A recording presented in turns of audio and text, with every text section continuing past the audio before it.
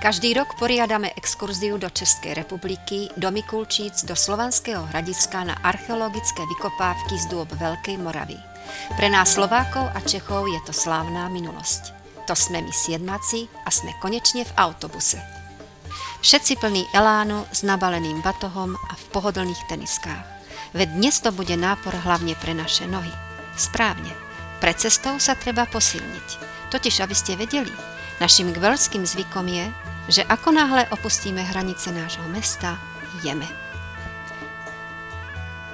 Nech sa páči, poďte s nami. Kam? Do histórie. Až do 9. storočia. Sme na mieste. Je tu krásne. Veru Slovania vedeli, kde sa majú usadiť. V nádhernej kotline blízko rieky Moravy. Ozaj, boli aj vtedy komáre. Dnes je ich tu plno. Pani sprievodkyňa nás oboznámila s históriou Veľkej Moravy. My sme ju doplňali, lebo Veľká Morava je jedno z najzaujímavejších učiv 7. ročníka. Veľká Morava vznikla v roku 833 a bol to prvý štát, kde vedľa seba žili Česi, Moravania a Slováci. Slovanské Hradisko Mikulčice by sme mohli nazvať Mekou Veľkej Moravy. Na tejto mapke je rozsiahle hradisko a archeologické nálezisko, ktoré je na jednej strane chránené riekou Moravou a rozsiahlým valom. V tejto miestnosti sú uložené 3 člny z 9. storočia. Nájdenie týchto člnov predstavovalo hotovú senzáciu. O vysokom šperkárskom umení svedčia náušnice, gombíky, nákončia, kríže, artefakty. V Hradicku žili zruční remeselníci, kováči, hrnčiari, tehliari, kolári, tkáči, dokonca sklári a rolníci.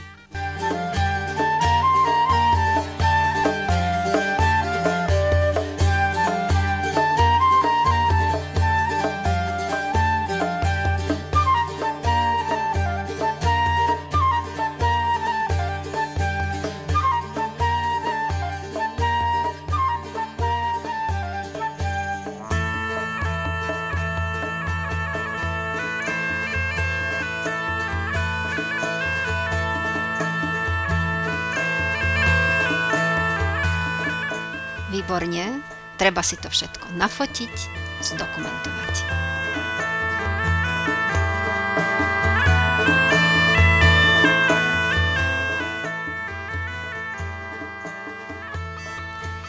A presunieme sa ďalej.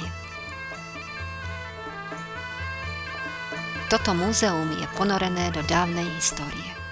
Pozeráme sa do hrobov bohatých ľudí, možno veľmožov, ktorí boli pochovaní v blízkosti kostola. Sú tu aj malé kostry. Detské. Úmrtnosť detí bola veľmi vysoká. V tomto slovanskom hradisku žilo okolo 1000 ľudí, čo bolo na tú dobu veľmi vysoký počet.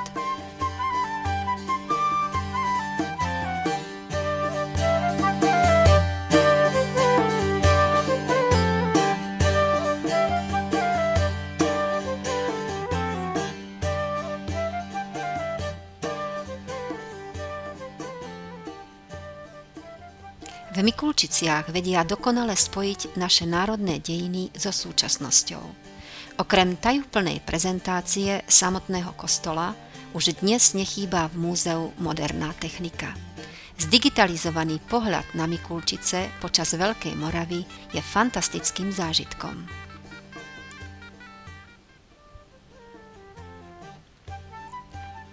Hlaholika bolo naše prvé slovanské písmo, ktoré nám na Veľkú Moravu priniesli Konštantín a Metod, dvaja bratia zo Solúna.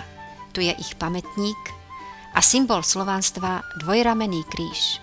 Konštantín a Metod prišli v roku 863 na pozvanie Rastislava. No, každý chápe históriu po svojom. Treba si vyskúšať bojové umenie starých Slovanov, ale aj posilnenie pred bojom je veľmi dôležité.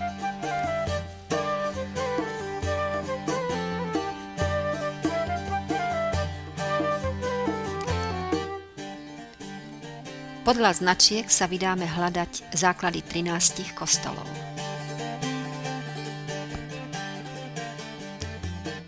Hľadanie základov kostolov je zábavné.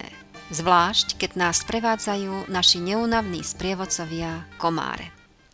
Cesta lesom, nádhernou prírodou a štebotom vtákov vzbudili u niektorých našich spolužiakov romantické nálady.